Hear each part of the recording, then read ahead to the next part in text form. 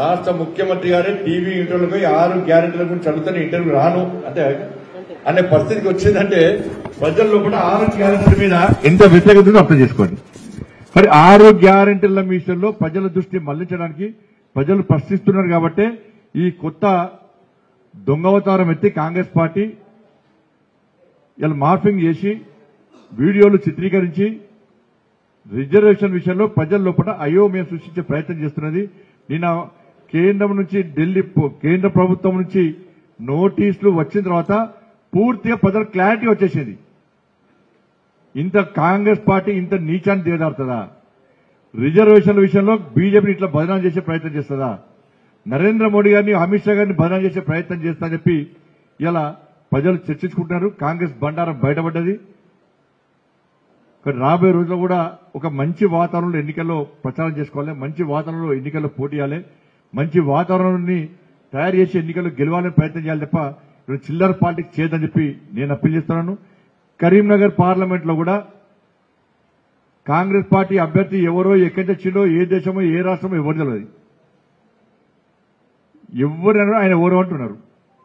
ఆయన ఒక తెలంగాణ ఉద్యమం చేయలే, ఆయన ఒక రైతుల గురించి మాట్లాడలే, నిరుద్యోగుల గురించి మాట్లాడలే, ఉద్యోగస్తుల గురించి మాట్లాడలే, ఆర్టీసీ కార్మికుల గురించి మాట్లాడలే, ఈడబ్ల్యూఎస్ గురించి మాట్లాడలే, ఎస్సీ ఎస్టీ బీసీల గురించి మాట్లాడలే.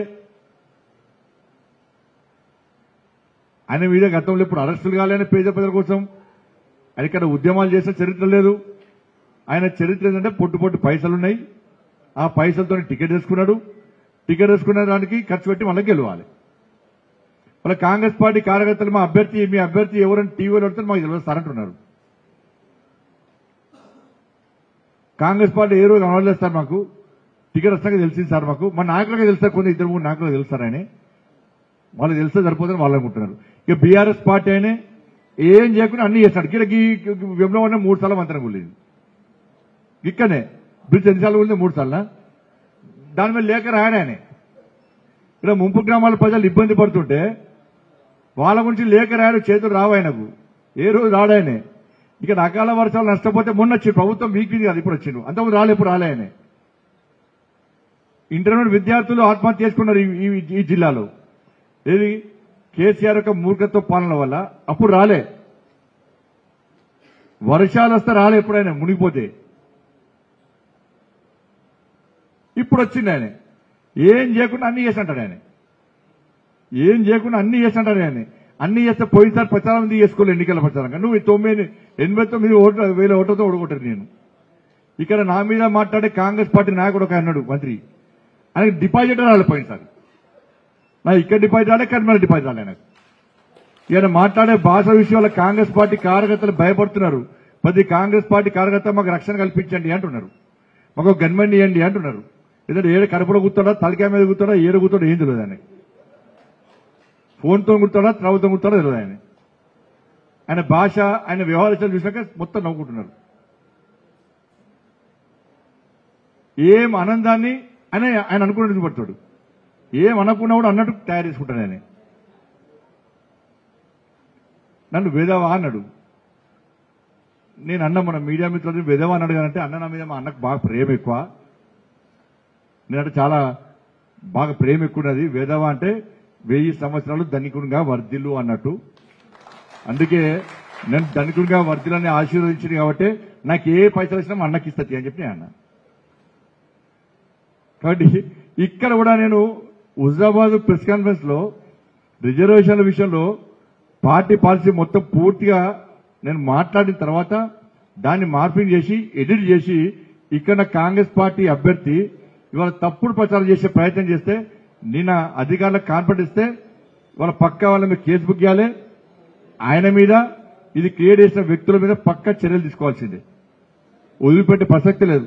ఇట్లా కాంప్లైంట్ ఇవ్వగానే డిలీట్ చేసి పడేసింది ఆయన, ఇట్లా కాంప్లైంట్ ఇవ్వగానే డిలీట్ చేసి పడేసింది ఆయన కాంగ్రెస్ పార్టీ అభ్యర్థి. ఇప్పుడు అది నిజమైతే ఎందుకు ఇవ్వలే? ఇక ఇంకొక ఆయన ఒక ఎమ్మెల్యే తమ్ముడు మాదిగ సమాజాన్ని ఎంత హేళన చేస్తూ మాట్లాడిండు. ఇవాళ నీతి నిజాయితీతో బతికే సమాజమే మాదిగ సమాజం.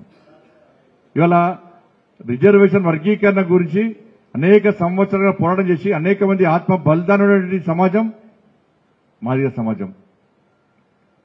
ఇలా మందకృష్ణ మాదిగ అనేక సందర్భాలు చాలా సంవత్సరాలు ఫైట్ చేస్తా ఉన్నాడు, పోరాటం చేస్తున్నారు. అనేక మంది కార్యకర్తలు ఇలా బలిదానం అయిపోయారు.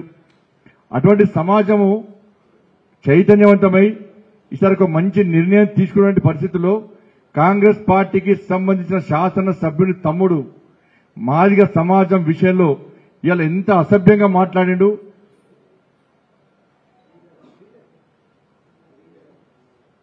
మరి ఆయన సమాజంలో లేకుంటే ఇతర మతానికి పోయిన ఆయన ఇప్పుడు డౌట్ వస్తుంది. ఇప్పుడు కాబట్టి ఆయన మీద పక్కా చర్య తీసుకోవాలి. మాదిగ సమాజం ఆలోచించాలి. బీఆర్ఎస్ పార్టీ నాయకులు ఎంత బరిదెగించి మాట్లాడుతున్నారు మన సమాజం మీద.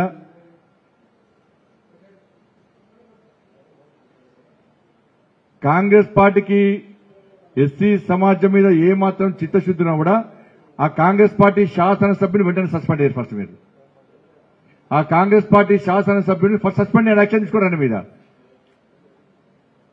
లేకుంటే కరీంనగర్ పార్లమెంట్ లో మాదిగ సమాజం ఏ కాంగ్రెస్ పార్టీ నాయకుని ఊర్లలో తిరగనించే పరిస్థితి లేదు. అంత హేళనగా మాట్లాడారు వాళ్ళు. మాదిగ గాని, మాల గాని, బీసీలు గాని, పేదలు గాని, అగ్రవర్ణాల పేదలు ఎవరైనా గాని పేదల విషయంలో జాగ్రత్తగా మాట్లాడాలి. ఇప్పటికే ఇబ్బంది పడుతున్నారు వాళ్ళు ఈ కాంగ్రెస్ బీఆర్ఎస్ పార్టీ ఒకటి. ఇంకా వాళ్ళని హేళన చేసే విధంగా, వాళ్ళని అవమానపరిచే విధంగా మాట్లాడడం ఇది కరెక్ట్ కాదు. ఇది ఏ వర్గం మాద గాని, మాదిగ గాని, బీసీ గాని, అగ్రవర్ణాల పేదలు గాని ఎవరైనా గాని. కాబట్టి ఈ వీడియో ఉంటే డైరెక్ట్ కొట్టాడాలి పాలిటిక్స్ లో. నువ్వేం చేస్తున్నావు చెప్పు, ఇన్ని రోజులు ఏడున్నావు చెప్పు, ఏం వ్యాపారం చేస్తున్నావు, ఎట్లా సంపాదించినావు చెప్పు, మళ్ళీ ఎన్నికల్లో ఎందుకు పోటీ చేస్తున్నావు, పోటీ చేసినాక ఎన్ని ఎట్లా సంపాదించుకుంటావు. కాబట్టి ఇవన్నీ విషయంలో ప్రజలు ఆలోచిస్తున్నారు. మళ్లీ అప్పీల్ చేస్తున్నారు, తప్పుడు ప్రచారం నమ్మకండి. తప్పుడు ప్రచారం చేసే విషయంలో ప్రచారం చేసే నాయకుల పట్ల, పార్టీల పట్ల భారతీయ జనతా పార్టీ కార్యకర్తలు అప్రమత్తంగా ఉండాలి. దాన్ని ఎక్కడికక్కడ అడ్డుకోవాలని చెప్పి ఈ సందర్భంగా విజ్ఞప్తి చేస్తామని.